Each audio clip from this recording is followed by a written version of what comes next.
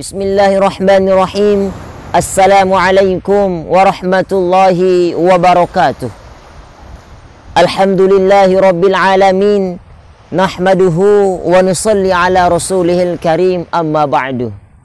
Pemirsa yang dirahmati Allah subhanahu wa ta'ala, sebentar lagi umat muslim yang ada di seluruh dunia akan merayakan peristiwa Isra dan Mi'raj Nabi Muhammad sallallahu alaihi wasallam yang jatuh pada tanggal 27 Rajab. Apa itu Isra dan Mi'raj? Isra Mi'raj ada dua kata, Isra dan Mi'raj. Apa itu Isra?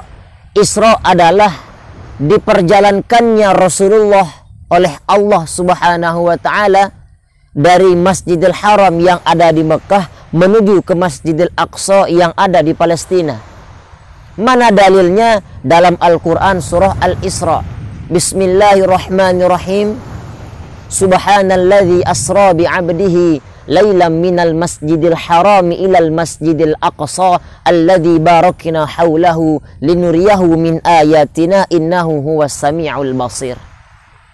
Jadi Isra itu adalah peristiwa diperjalankannya Rasulullah sallallahu alaihi wasallam oleh Allah subhanahu wa ta'ala. Jadi Isra itu bukan Rasulullah yang berjalan sendiri, tapi Rasulullah diperjalankan oleh Allah subhanahu wa ta'ala tengah malam. Menurut mayoritas ulama, itu waktu terjadinya tengah malam atau sepertiga malam menjelang waktu subuh. Kemudian apa itu Mi'raj? Mi'raj itu adalah dari Masjidil Aqsa menuju ke Sidratul Muntaha, ke hadrat Allah subhanahu wa ta'ala. Apa tujuan dari Isra dan Mi'raj ini?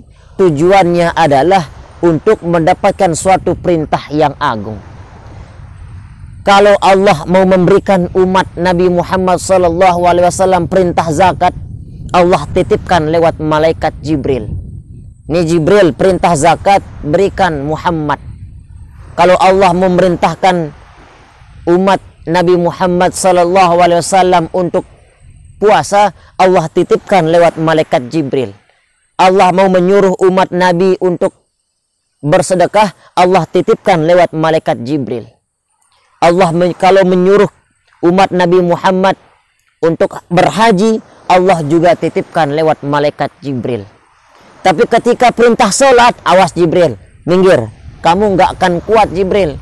Ini perintah sholat, perintah ini berat, kamu nggak akan kuat, minggir. Langsung hadirkan Nabi Muhammad sallallahu alaihi wasallam langsung ke hadiratku. Karena yang bisa memikul beban yang berat ini, yang bernama salat ini, adalah Nabi Muhammad sallallahu alaihi wasallam. Kemudian latar belakangnya, karena pada saat itu juga dikenal dengan Amul Huzni, tahun kesedihan, di mana paman beliau yang bernama Abu Thalib yang membela beliau mati-matian itu meninggal dunia. Beliau sedih. Ditambah lagi istri tercinta beliau yang bernama Sayyidatuna Khadijah Al-Kubra meninggal dunia. Wanita yang pertama masuk Islam, yang perjuangannya besar dalam agama Islam, meninggal dunia. Beliau sedih. Maka tahun itu dikenal dengan Amul Huzni, tahun kesedihan. Untuk menghibur Rasulullah SAW, maka Allah memperjalankan Rasulullah SAW dari Masjidil Haram menuju ke Masjidil Aqsa yang disebut dengan Isra. Nyampe di Masjidil Aqsa, malaikat menyuruh Rasulullah salat 2 rakaat. Habis di Masjidil Aqsa, datang malaikat Jibril membawa khomer dan susu. Hai Muhammad, kau pilih ini khomer atau susu? Maka Nabi Muhammad SAW memilih susu. Kata malaikat Jibril, hai Muhammad, untung kau pilih susu. Seandainya kau pilih khomer, maka boleh jadi umatmu banyak yang minum minuman keras. Tapi alhamdulillah kau pilih susu, bertanda umatmu banyak yang akan selamat.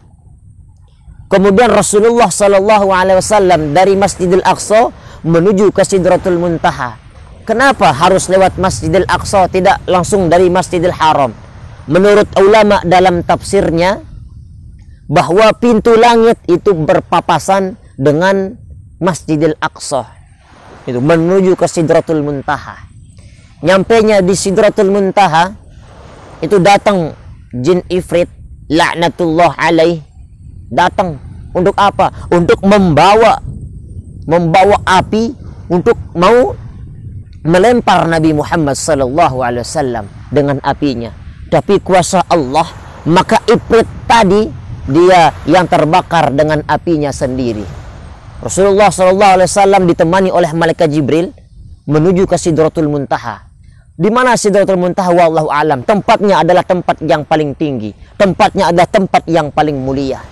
Akan tetapi malaikat Jibril alaihissalam hanya bisa mengantar Nabi Muhammad sallallahu alaihi wasallam hanya sampai alam malakut. Tidak sampai alam lahut. Alam malakut, alam malaikat. Alam lahut, alam ketuhanan. Kata Jibril kepada Rasulullah, "Ya Muhammad, sampai sini aku mengantarmu. Karena sejengkal saja aku masuk ke alam lahut terbakar Muhammad. Tapi yang bisa masuk ke alam lahut hanyalah engkau, hai Muhammad." Maka Rasulullah SAW sendiri menuju ke alam lahut.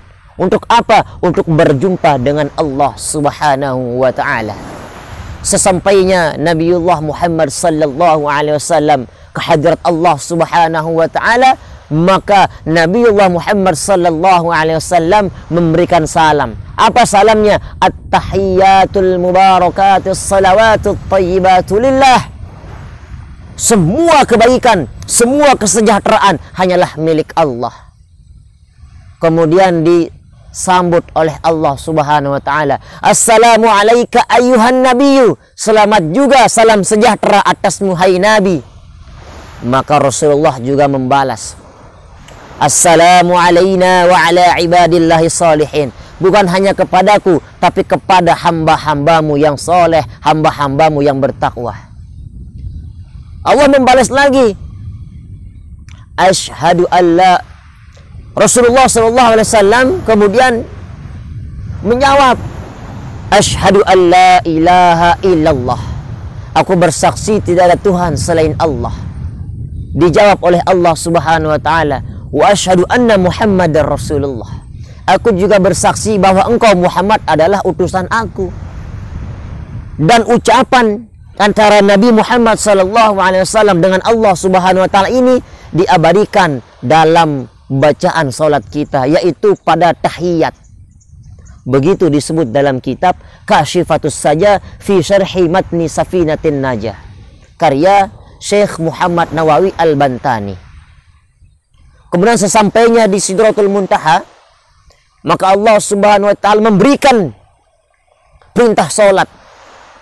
Perintah salat yang diterima oleh Rasulullah sallallahu alaihi wasallam 50 waktu sehari semalam. Kemudian Rasulullah turun ke langit pertama, turun ke langit bawah. Di langit keempat Rasulullah bertemu dengan Nabiullah Musa alaihissalam. Kata Nabi Musa, "Ya Muhammad, ya Rasulullah, habis kemana engkau tadi?" Rasulullah menjawab, "Aku habis berjumpa dengan Allah." Kata Nabi Musa, "Apa yang engkau diperintahkan oleh Allah?" Rasulullah menjawab, "Allah memerintahkan kepadaku dan umatku sholat 50 waktu sehari semalam." Kata Nabiullah Musa alaihissalam, "Oh, itu banyak sekali. Minta lagi penawaran dari Allah. Karena umatku saja yang besar-besar tak kuat sholat, banyak yang ingkar. Apalagi umatmu, hai Rasulullah sallallahu alaihi wasallam. Umatmu kecil-kecil, umurnya pendek-pendek. Paling tidak 63 tahun. Maka Rasulullah SAW berjumpa dengan Allah Subhanahu wa Ta'ala, kemudian diturunkan menjadi 45, diturunkan menjadi 40, maka sampailah dia menjadi 5 waktu sholat sehari semalam. Tapi sama saja, 5 waktu yang dikerjakan sama dengan 50 waktu yang dahulu diberikan Allah Subhanahu wa Ta'ala kepada Nabi Muhammad sallallahu alaihi wasallam. Sepulangnya Nabi Muhammad sallallahu alaihi wasallam dari Sidratul Muntaha, kemudian Rasulullah SAW singgah ke dalam surga. Habis Rasulullah SAW singgah ke dalam surga, beliau juga singgah ke dalam neraka. Sesampainya di neraka, Rasulullah melihat di neraka banyak sekali perempuan. Balik Rasulullah, ketika Rasulullah ada di dalam neraka, Rasulullah bilang kepada malaikat Malik, "Hai Malik, siksaan apa yang paling ringan di neraka ini?" Maka malaikat Malik menjawab, "Yang paling ringan ya Rasulullah, memakai terompah ini." Diambilkan Rasulullah terompah, dipakai oleh Rasulullah. Baru dipakai Rasulullah terompah itu mendidih ubun Rasulullah sallallahu alaihi wasallam. Kata Rasulullah, "Ini siksaan yang paling ringan." Subhanallah. Kemudian baliknya Rasulullah sallallahu alaihi wasallam dari neraka, beliau balik. Nah, di tengah jalan Rasulullah sallallahu alaihi wasallam dipanggil oleh seorang nenek tua, pakaiannya mewah tapi tua. "Ya Muhammad," Rasulullah hendak nengok. Dipanggil lagi, "Hai Muhammad," Rasulullah hendak nengok. Dipanggil lagi Rasulullah hendak nengok. Rasulullah bertanya kepada Jibril, "Jibril, siapa tadi yang memanggilku?" Maka malaikat Jibril alaihissalam menjawab, "Beruntung engkau tidak menoleh ya Rasulullah, karena yang memanggil tadi adalah dunia yang semakin tua tapi perhiasannya semakin cantik. Beruntung engkau tidak menoleh, maka insya Allah umatmu banyak yang akan selamat dunia dan akhirat." Maka Rasulullah SAW balik menuju ke dunia. Untuk apa? Untuk memberitahukan kepada umatnya bahwa Allah Subhanahu wa Ta'ala sudah memberikan perintah solat kepada umat Rasulullah SAW 5 waktu sehari semalam, mulai dari subuh, zuhur, asar, maghrib dan isya. Total semuanya 17 rakaat. Subuh ada 2 rakaat, zuhur ada 4 rakaat, asar ada 4 rakaat, maghrib 3 rakaat, isya 4 rakaat. Total semuanya 17 rakaat. Nyampe Rasulullah di dunia, ternyata ketika Rasulullah berangkat tadi Isra dan Mi'raj, ternyata Rasulullah sempat menyenggol tempat air yang ada di dalam botol. Air itu terjatuh. Banyak peristiwa yang dilalui oleh Rasulullah dalam peristiwa Isra dan Mi'raj. Balik Rasulullah, ternyata itu air masih mengalir di dalam itu botol. Ini pertanda apa? Ini pertanda bahwa peristiwa Isra dan Mi'raj oleh kuasanya Allah Subhanahu wa Ta'ala hanya terjadi dalam waktu yang sangat singkat. Tapi begitu banyak peristiwa yang dialami oleh Rasulullah sallallahu alaihi wasallam. Sampai sekarang tidak ada teknologi yang canggih pun yang mampu menandingi peristiwa Isra dan Mi'rajnya Rasulullah sallallahu alaihi wasallam. Apa itu hikmah dari para Isra dan Mi'raj? Hikmahnya adalah Rasulullah sallallahu alaihi wasallam bersabda, "As-salatu mi'rajul mu'minin."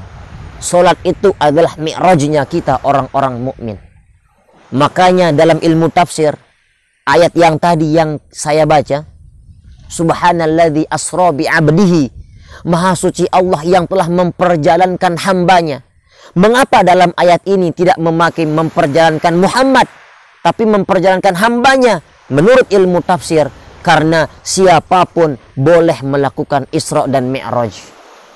Bagaimana cara kita sebagai umat Rasulullah untuk Isra, untuk Mi'raj? Caranya adalah solat dengan cara yang khusyuk. As-salatu mi'rajul mu'minin. Solat adalah mi'rajnya orang mukmin. Karena ketika solat, di sana dia berjumpa dengan Allah Subhanahu wa Ta'ala. Apa juga hikmah yang lain seperti tadi, bacaan, ucapan antara Allah Subhanahu wa Ta'ala dengan Rasulullah sallallahu alaihi wasallam diabadikan di dalam salat, dan itu dibaca setiap orang yang akan salat. Pemirsa yang dirahmati Allah Subhanahu wa Ta'ala, yang perlu kita garis bawahi dalam memperingati Isra dan Mi'raj adalah marilah kita sama-sama memperbaiki kualitas ibadah, terlebih-lebih ibadah salat. Karena Mi'raj itu pada dasarnya adalah Allah ingin memberikan secara langsung kepada Rasulullah perintah salat. Itu inti daripada peristiwa Isra dan Mi'raj. Rasulullah SAW beliau pernah ditanya, "Ya Rasulullah, mana yang lebih mulia, engkau atau semua manusia?" Rasulullah menjawab, "Aku lebih mulia daripada semua manusia. Karena semua manusia aku diutus untuk mereka." Ditanya lagi, "Ya Rasulullah, mana yang lebih mulia, engkau atau Al-Quran?" Rasulullah menjawab, "Aku lebih mulia daripada Al-Quran, karena Al-Quran diturunkan kepadaku." Kemudian ditanya lagi, "Kalau begitu mana yang lebih mulia, engkau atau arsy Allah?" Rasulullah menjawab, aku lebih mulia daripada arsy Allah, karena aku pernah menginjak arsy Allah dengan sendalku. Padahal Nabiullah Musa alaihissalam, suatu ketika Nabiullah Musa alaihissalam mau bertemu dengan Allah di lembah suci yang bernama Tua, Allah berfirman kepada Musa, Inni ana rabbuka fakhla'na 'alaika innaka bil wadil muqaddasi Tuwa. Hai Musa, sesungguhnya aku Tuhanmu, lepas sendalmu karena engkau sekarang berada di lembah suci Tua. Kata Rasulullah, Nabiullah Musa alaihissalam berjumpa dengan Allah, sendalnya disuruh buka karena ada di lembah yang suci. Tapi aku tidak disuruh membuka sendal. Aku injak arsy Allah dengan sendalku ketika Isra dan Mi'raj. Tapi ketika Rasulullah SAW ditanya, ya Rasulullah, mana yang lebih mulia engkau atau agama? Maka Rasulullah SAW menjawab, agama lebih mulia daripadaku, karena aku diutus ke dunia ini untuk menyebarkan agama. Mudah-mudahan dalam peristiwa Isra dan Mi'raj ini kita semua dapat meningkatkan kualitas ibadah, terutama ibadah sholat kita. Dan mudah-mudahan selama ini sholat kita bisa mi'raj, sholat kita bisa menghadap sepenuhnya kepada Allah Subhanahu wa taala. Bukan hanya fisik yang ruku, bukan hanya badan yang sujud, tapi hati kita senantiasa sujud kepada Allah Subhanahu wa taala. Karena sejatinya semakin tinggi puncak solat, maka di sana inna salata tanha 'anil fahsya'i wal munkar. Solat dapat mencegah dari perbuatan keji dan mungkar. Mudah-mudahan ada manfaatnya. Wallahu a'lam bishawab. Barakallahu li wa lakum fil Qur'anil azim wa nafa'ni wa iyyakum bima fihi minal ayati wa dzikril hakim wa taqabbala minni wa minkum tilawatahu innahu was-sami'ul alim fastaghfiruh innahu wal ghafurur rahim. Wassalamu alaikum warahmatullahi wabarakatuh.